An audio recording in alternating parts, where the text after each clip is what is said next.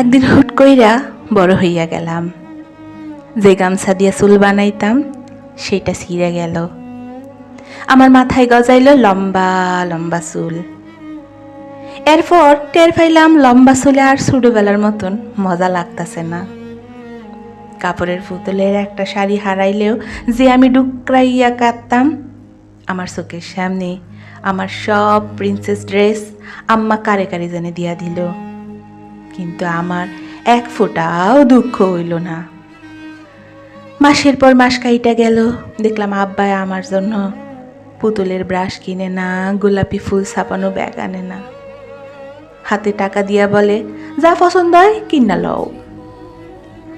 যে আমি আব্বার আঙ্গুল না ধইরা বাড়ির উঠান পার হইতাম না ছেলে ধরার ভয়ে, সেই আমি কেমনে কেমনে জানি পুরা ঢাকা শহর চিনা গেলাম।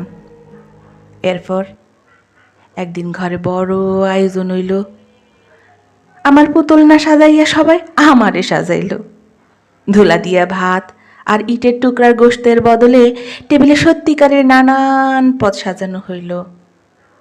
লম্বা চুলে খোপা কইরা দিতে দিতে আম্মা কাঁদতে কাঁদতে কইল, আমার মেয়েটা কত বড় হইয়া গেল।